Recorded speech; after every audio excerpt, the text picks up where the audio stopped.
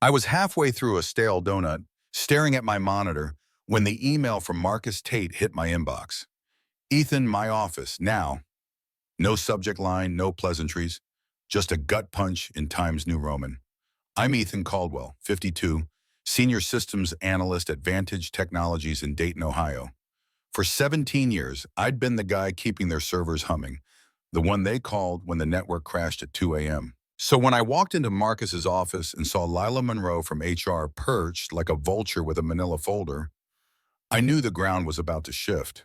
Ethan, we're eliminating your position, Marcus said, his voice flat as the conference table. Clean out your desk by end of day. No handshake, no thanks for your service. Just those words, sharp as a switchblade, slicing through 2 decades of my life. Lila slid a termination letter across the table, her eyes fixed on the paper like it might bite. My stomach churned, not from the donut, but from the betrayal sinking in. 17 years of weekends spent debugging code, of training kids half my age, of loyalty to a company that just kicked me to the curb without a warning. I leaned back in the chair, my pulse hammering in my ears. The room felt smaller, the air thicker, like I was drowning in fluorescent light. Marcus, my boss of 5 years, wouldn't meet my gaze. This was the guy who'd clapped me on the shoulder at the last company picnic, called me the backbone of it. Now he was gutting me, and for what? Streamlining? Budget cuts? Or something dirtier? My mind raced to the whispers I'd overheard. Marcus's closed-door meetings with that slick consultant, Victor Hayes. But I had no proof, just a knot in my gut screaming I'd been played. You serious? I asked, my voice low, steady, though my hands clenched under the table. Marcus nodded, still avoiding my eyes. Business decision, Ethan. Nothing personal. Nothing personal? I'd built their systems from dial-up to cloud, saved their asses during 3 acquisitions. I'd turned down headhunters from Cisco and IBM because I believed in Vantage, believed in loyalty. And now this, Lila chimed in, her voice practiced. We'll provide a standard severance package. Sign here, please. I stared at the pen she offered, imagining snapping it in half. I didn't sign, didn't yell either. The anger was there, white hot, but I swallowed it, let it burn inside. My dad, a steel worker, taught me early, don't let them see you break. So I stood, grabbed the letter, and walked out.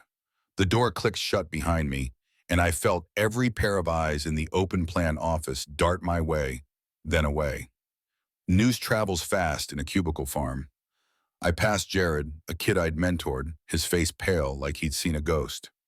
Ethan, he started, but I waved him off. No time for pity. Back at my desk, I stared at the photo of Natalie and our kids, Sophia and Lucas, smiling at a Reds game. That was my life, not this soulless 12-story building. But Vantage had been my second home, my battlefield. Now it was spitting me out like I was nothing. The betrayal wasn't just a job loss, it was a theft of who I was. And as I sat there, the first spark of something colder than anger flickered. They'd regret this. I stood at my desk, the termination letter crumpled in my fist, its edges biting into my palm. The hum of Vantage Technologies' open plan office buzzed like a swarm of wasps, but I felt detached, like I was watching myself in a grainy security feed. Ethan Caldwell, 52, wasn't supposed to unravel. Not here, not now. So I didn't. I exhaled, slow and deliberate, and started moving. Action over emotion. That's how I'd survived 17 years of deadlines and disasters. I grabbed a cardboard box from under the desk, the kind we used for recycling toner cartridges, and began packing. First, the chipped mug Lucas made in high school pottery, its glaze uneven but proud. Then the dog-eared sci-fi paperback I'd been reading during lunch breaks, its spine creased from countless escapes to distant worlds. Finally, the tiny cactus Sophia gave me when she was 10, still clinging to life despite years of neglect. Each item felt heavier than it should, like I was boxing up pieces of myself. Around me, the office churned. Phones rang, keyboards clacked, but the younger coders, kids I'd taught to navigate our labyrinthine systems, kept their heads down, avoiding my gaze. Jared, the eager rookie, hovered nearby, his mouth opening, then closing. Mr. Caldwell, he finally mumbled, voice barely above a whisper. I shook my head, sharp and final. Not now, kid, I said, my tone clipped. shutting the door on his sympathy. I didn't need their whispers or their pity. I needed to keep moving. I unplugged my keyboard, coiled the cable with precision, each loop a small act of control. My chest tightened, a dull ache spreading like spilled coffee, but I pushed it down. No tears, no curses, just the steady rhythm of packing. The photo of Natalie and the kids stayed in my hand a moment too long, their smiles frozen in a summer that felt a lifetime away. I set it in the box, careful not to crack the frame. Sarah from marketing stopped, her heels clicking on the linoleum. "Ethan, this is insane," she said, her voice sharp with indignation. "You're the glue here. How could they do this?" Her words stung, not because they were wrong, but because they were true. I'd been the foundation, and now I was debris. "It's done," I replied, my voice low, final. She stared, waiting for more. But I turned back to the box, stacking pens with mechanical focus. She left, her frustration trailing like exhaust. I carried the box to my truck, the weight grounding me as I crossed the parking lot.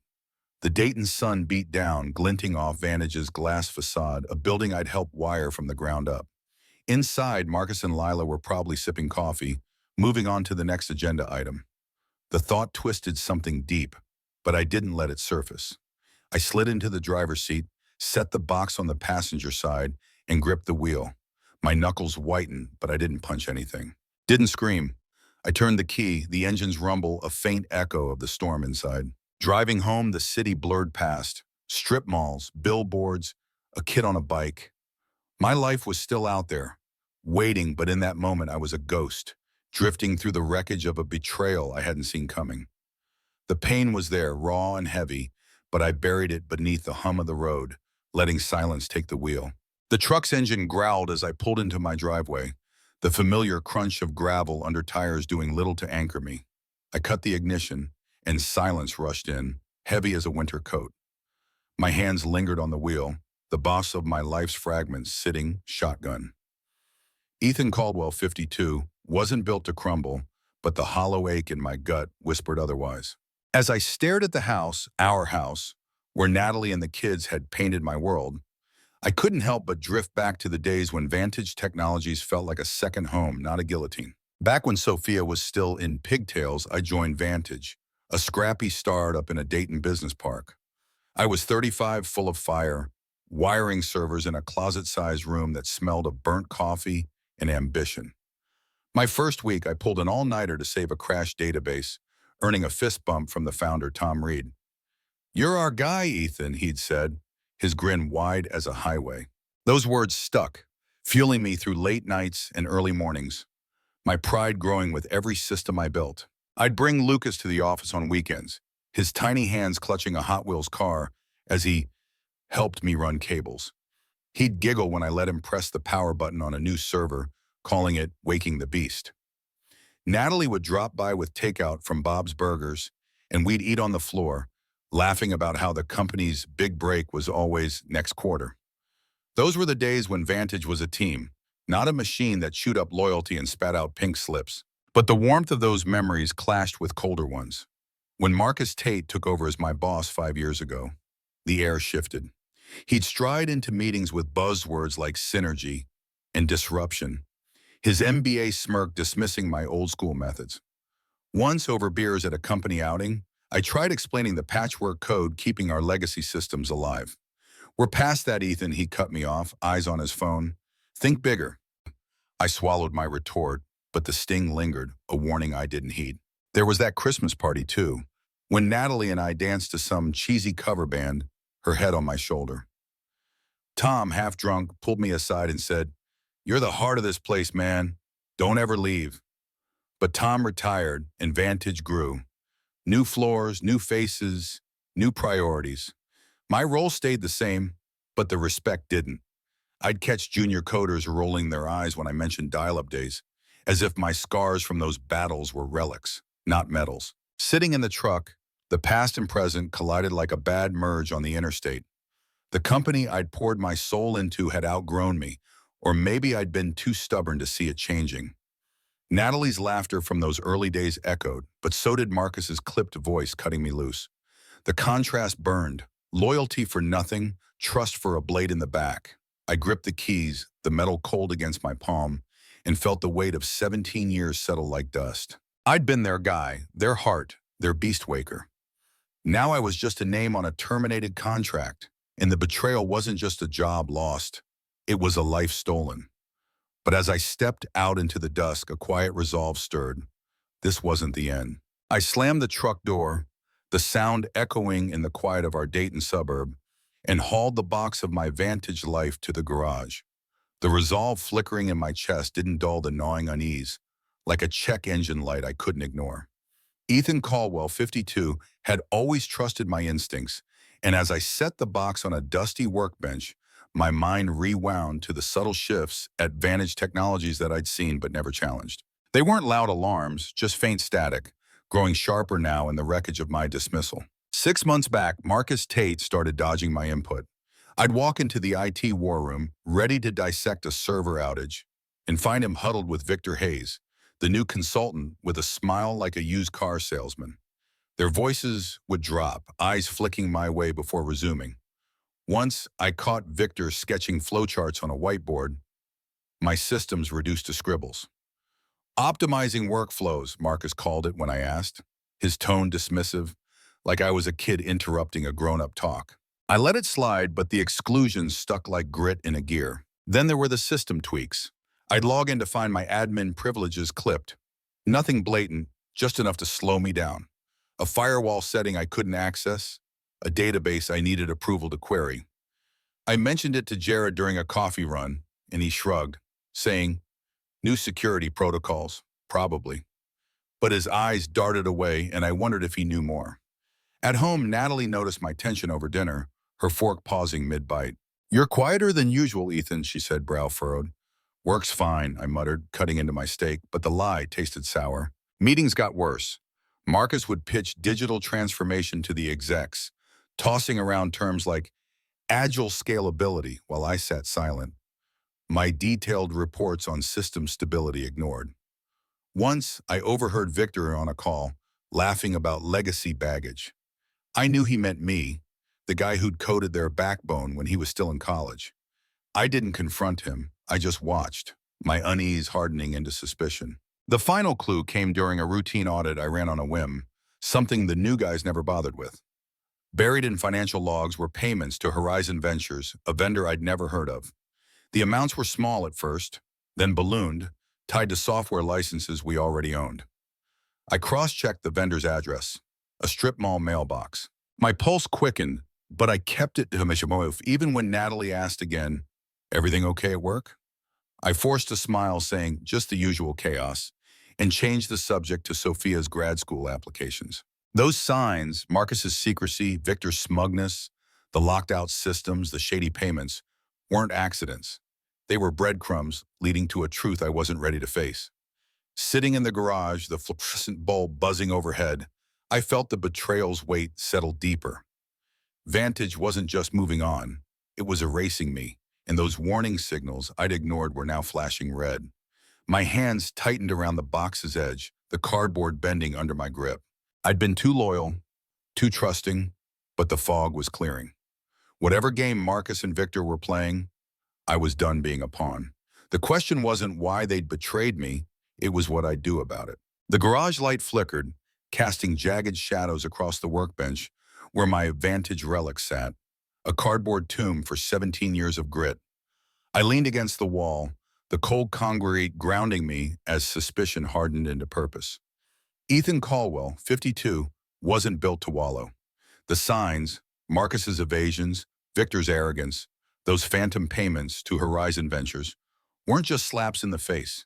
They were a map to something rotten. I couldn't unsee them, so I got to work, my mind shifting gears like a muscle car hitting the open road. I hauled an old laptop from a storage bin, its fan wheezing as it powered up.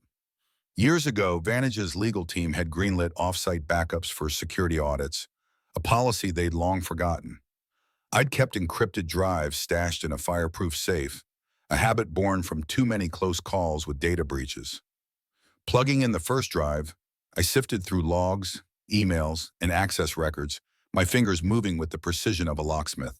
Every change to my permissions, every locked-out system, I cataloged in a spreadsheet, timestamps glaring like evidence markers at a crime scene. Horizon Ventures was my focus. I dug deeper, pulling public records from Ohio's business registry. The company's listed owner, Colin Reese, had no digital footprint, no LinkedIn, no website, just a name tied to a UPS store address. Cross-referencing Vantage's financials, I traced payments to software renewals, inflated by 15% to 20%. My jaw tightened as the numbers stacked up. $1.8 million siphoned over 18 months. I saved screenshots, zipped files, and backed them up to a second drive, each click a step toward clarity. At dinner, Natalie sensed my focus, her eyes searching mine over a plate of meatloaf. "You're in your head again," she said, voice soft but probing. "Just tying up loose ends," I replied, forcing a grin, my fork scraping the plate. I couldn't drag her into this. Not yet. After she went to bed, I slipped back to the garage, the night's silence my only company. I drafted a timeline, linking Marcus's budget spikes to Horizon's payouts, and flagged emails where he'd overridden standard procurement for Victor's contract. The pieces fit too neatly to be coincidence. I tested Vantage's network using old credentials they hadn't revoked, a rookie mistake. A backdoor I'd coded years ago let me peek at recent admin logs. Victor had been poking around my audit trails, likely covering tracks. I didn't alter anything. I just watched, like a hunter sizing up prey. My phone buzzed with a text from Jared. "Heard they're moving Victor into your office? Total crap." I didn't reply, but the news fueled me. They thought I was done. It has been they could bury. They were wrong. By dawn, my desk was a war room. Drives, notepads, a cooling coffee mug. The betrayal still stung, a dull blade twisting in my ribs, but I channeled it into strategy. This wasn't about revenge, it was about truth. I encrypted my findings, stashed copies in a bank-safe deposit box, and planned my next move. Marcus and Victor weren't just sidelining me. They were looting Vantage, and I was the only one who'd seen the heist. As the sun rose, painting the garage gold, I felt the turmoil shift to resolve. They'd started this game, but I was rewriting the rules. The garage's dawn glow faded as I hunched over my laptop, the screen's blue light carving shadows under my eyes.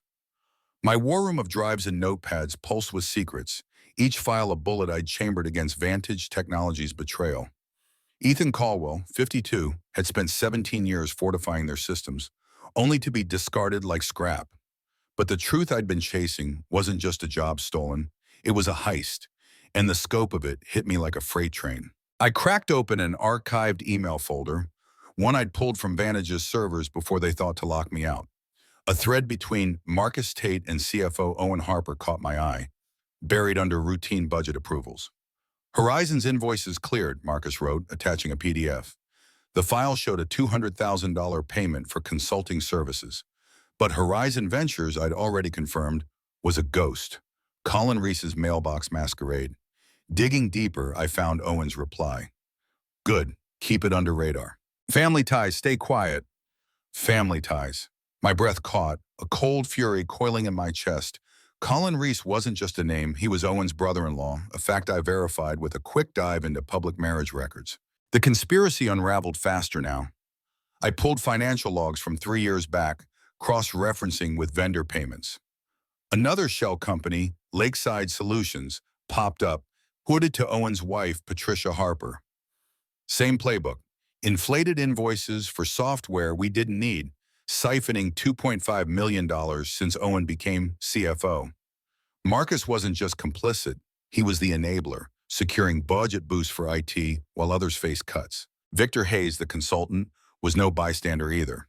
His contract, fast-tracked by Owen, bypassed all oversight, a payoff to silence the one guy who might have sniffed out the scam, me. I leaned back, the chair creaking under my weight, my pulse hammering like a jackhammer. The betrayal wasn't personal, it was surgical. They'd built a machine to bleed Vantage dry, and I was the loose cog they had to remove. My fingers hovered over the keyboard, itching to confront them, but I held back. Rage wouldn't win this. Precision would. I compiled the evidence, emails, invoices, family records, into a locked PDF, my hands steady despite the storm inside. Natalie's voice broke the silence soft from the garage door. You didn't sleep, did you? She asked, concern etching her face. I closed the laptop, forcing calm. Needed to finish something, I said, my voice rough but even. She didn't push, just nodded, but her eyes lingered, sensing the weight I carried. I couldn't tell her yet, not until I had a plan to bury these bastards. The scale of their greed shook me. Nearly $4.3 million stolen, hidden in plain sight because no one else bothered to look. I'd been their firewall, their fail-safe, and they'd counted on my loyalty to blind me. The turmoil churned, anger at their audacity, guilt for not seeing it sooner, but it forged something sharper: determination.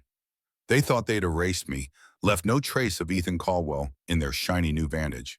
But I had their playbook now, every dirty move documented. As I saved the final file, the garage's chill couldn't touch the fire in my veins. This wasn't just about my job anymore. It was about dismantling their empire, brick by bloody brick. The garage's stale air clung to me as I sealed the PDF, its digital weight heavier than any server I'd ever hauled.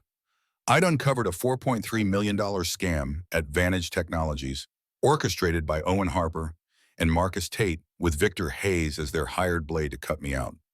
Ethan Caldwell, 52, wasn't just a fired IT grunt anymore. I was a loaded gun, and the trigger was mine to pull. But rage alone wouldn't bring them down. I needed a trap, one they'd walk into blind, and as the morning sun sliced through the window, I started rigging it. I fired up a burner email, crafted to mimic Vantage's internal domain, untraceable to me.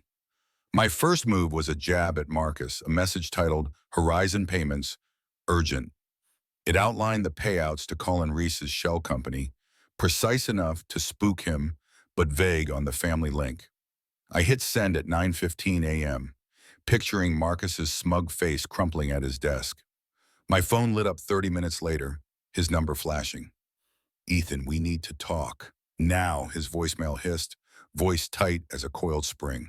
I let it go unanswered, a smirk tugging at my lips. Next, I scheduled a second email, this one a kill shot.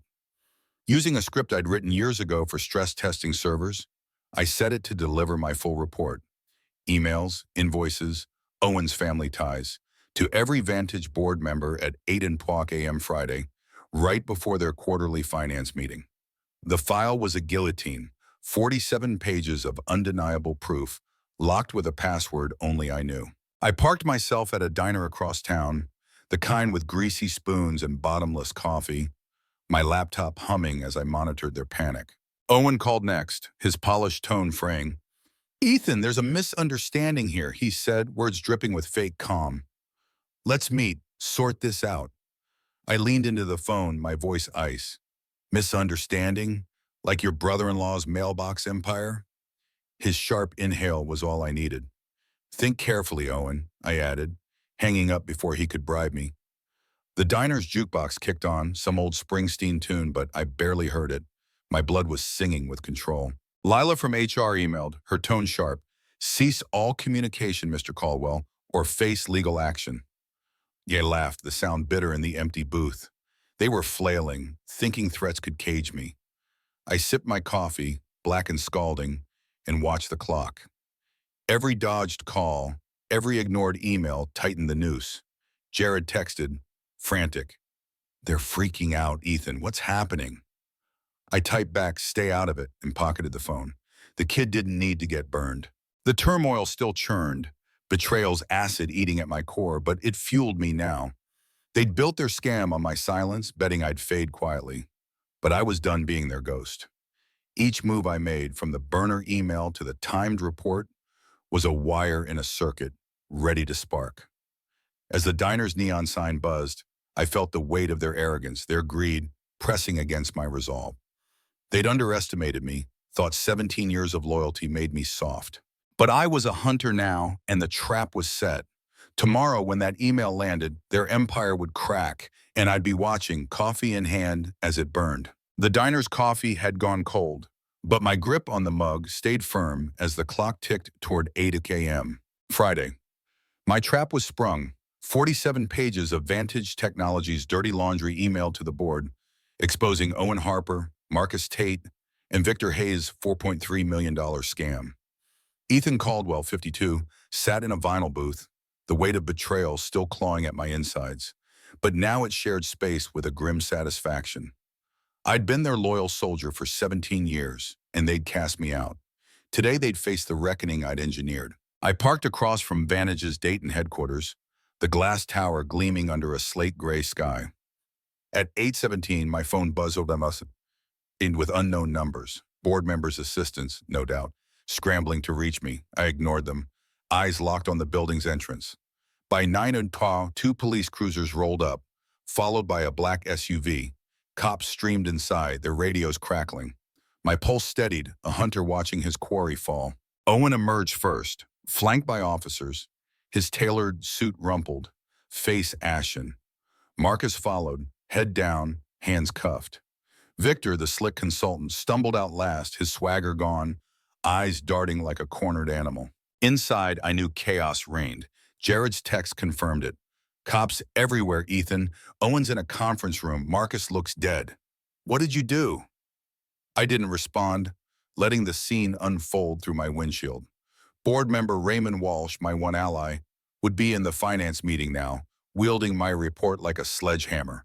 The evidence, Owen's family-linked shells, Marcus's complicity, Victor's rigged contract, was ironclad. They couldn't spin this, couldn't bribe their way out. The board had no choice but to act. A local news van pulled up, a reporter adjusting her mic. The story was breaking, just as I'd planned. My chest tightened, not with triumph, but with the raw ache of what it cost to get here. I'd trusted Vantage, poured my life into its circuits and code, only to be discarded like obsolete hardware. The turmoil churned, grief for the years lost, fury at their greed, but I stayed still, breathing slow, watching justice take root. This wasn't joy, it was balance, cold and necessary. Eleanor Vance, Vantage's general counsel, called at 10:03. Ethan, we need you here to discuss your report, she said, voice strained but professional. I leaned back in the driver's seat, the leather creaking. It's all in the file, I said, my tone flat, unyielding. I'm done talking. She hesitated, then hung up. They wanted me to play savior now, after spitting in my face. Too late. As the cops loaded Owen into a cruiser, I started the truck. The engine's rumble, a low growl. The betrayal still burned, a scar I'd carry, but seeing their scheme collapse dulled its edge. I wasn't gloating. I didn't need to.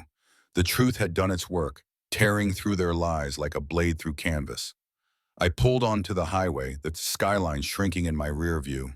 They'd thought me expendable, a cog to be scrapped, but I'd turned their game board to ash. The road stretched ahead, and with it, a question.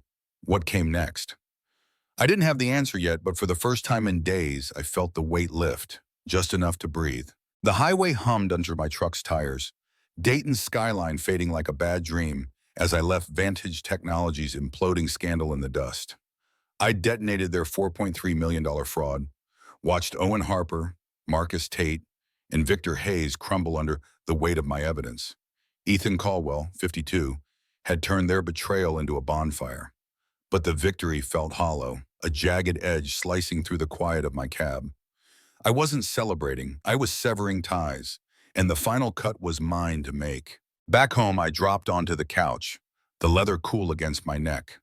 My phone glowed with missed calls, board members, reporters, even Jared, probably reeling from the chaos. I silenced it, craving stillness. The house was empty, Natalie at the store, leaving me to wrestle with the storm inside. I'd exposed their greed, but the cost lingered. 17 years of my life, my trust, my identity as Vantage's linchpin, all torched. The turmoil wasn't rage anymore. It was a deep, aching need to walk away clean. Eleanor Vance called again, her voice crisp through the voicemail. Ethan, the board insists you meet with us. Your reports caused a seismic shift. Seismic, like I'd meant to save their sinking ship. I deleted the message, my jaw tight. They'd tossed me out, and now they wanted me to mop up their mess? I stood pacing the living room, the hardwood creaking under my boots. A photo on the mantel, Natalie, Sophia, Lucas at a lake cabin, grounded me. That was my anchor, not Vantage's glass cage. I fired up my laptop, fingers steady as I typed a single post on LinkedIn. Loyalty doesn't bend, It breaks. Let the greedy carry their own ruins. It wasn't a rant, just a line drawn in the sand. Within minutes, notifications surged. Former colleagues, competitors, headhunters. 2 firms offered senior roles, dangling 6-figure bonuses. I shut the screen, uninterested. This wasn't about jumping ship. It was about closing the book. Raymond Walsh, the board's old guard, left a message next. Ethan, we're creating a new role, Chief Security Officer. You're our guy. Our guy. The words stung, echoing a past when I'd believed them. I didn't call back. Instead, I stepped onto the porch, the Ohio air sharp with autumn's bite. The betrayal's wound throbbed. Vantage had been my battleground, my pride, and they'd made me expendable. But I wasn't their pawn anymore.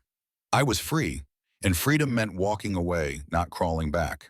Natalie pulled into the driveway, her SUV loaded with groceries. She stepped out, eyes catching mine. "You okay?" she asked, voice soft but piercing. I nodded, my throat tight. "Done with them," I said, the words final, a door slamming shut. She didn't ask for more, just squeezed my hand, her warmth pulling me back to what mattered. The turmoil eased, not gone, but manageable, like a bruise fading under pressure. I turned back to the house, the porch light flickering. Vantage could keep their titles, their pleas, their chaos. I'd given them truth, and that was enough. My life, Natalie, the kids, the open road ahead, was mine to reclaim. As I helped unload the groceries, the weight of their betrayal lifted, replaced by a quiet certainty. I didn't need their validation. I'd broken the chain, and whatever came next, I'd face it on my terms, standing tall. The grocery bags crinkled as I set them on the kitchen counter, Natalie's quiet hum filling the space where Vantage's betrayal once roared. I'd severed the cord, left their $4.3 million fraud smoldering in Dayton's headlines. Ethan Caldwell, 52, wasn't the discarded IT guy anymore. I was rebuilding, brick by deliberate brick, and the stillness of my new path felt like a hard-won exhale. The turmoil of their treachery lingered, a faint pulse beneath my skin, but it no longer owned me. 6 months later, I stood in a corner office at Vantage, not as their pawn, but as Chief Security Officer, a role I demanded on my terms, full audit power, direct board access, no leash. Owen Harper had copped a plea, trading names for a lighter sentence. Marcus Tate fought his charges, his denials crumbling in court. Victor Hayes, the weasel, was nabbed in Miami, extradition papers hot off the press. The recovered funds, most of them, kept Vantage afloat, but I didn't care about their bottom line. I cared about the systems I now fortified, ironclad against the next snake in a suit. My day started early, coffee brewing as I reviewed threat logs. Jared, now my deputy, had stepped up, his nervous energy honed into competence. "You're a legend, Ethan," he said once, half grinning over a Red Bull. I waved it off, just do the work. But the respect in his eyes hit deeper than I'd admit. At noon, Natalie swung by, her smile a beacon. "Grabbing lunch?" she asked, leaning against my doorframe. I nodded, shedding my jacket, the office chatter fading as we headed to a deli down the street, her hand brushing mine.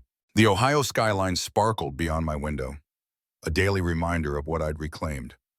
My LinkedIn post from that final break had gone viral, sparking messages from strangers who'd faced their own corporate knives. I didn't respond. Words felt cheap, but their stories fueled me. I'd rebuilt not just my career, but my sense of self, forged in the fire of betrayal's aftermath. The pain hadn't vanished. It was a scar, tough and faded, proof I'd survived. Evenings found me on the porch, a beer in hand, the neighborhood's hum grounding me. Sophia called from grad school, her voice bright with plans. Lucas texted dumb memes, keeping me tethered to the kid he'd always be. Natalie joined me one night, her gaze steady. "Proud of you," she said, no elaboration needed. I squeezed her shoulder, the turmoil's last embers cooling under her warmth. This was my life now, real, unpolished, mine. Vantage's board approved my latest security overhaul, no questions asked. Raymond Walsh emailed, "You've got our trust, Ethan. Keep it tight." I archived the message, my focus already on the next firewall. The past was done. I was building forward, each keystroke a stitch in a stronger fabric. The betrayal had cracked me, but the rebuild made me whole. Not perfect, just solid. "What about you?" When the world cuts you loose, do you burn it down or build it back stronger? I chose the latter, but I'm curious. How would you face that kind of knife? Drop your thoughts, because the fight's never just one man's story. It's all of ours, carved in the choices we make when the dust settles.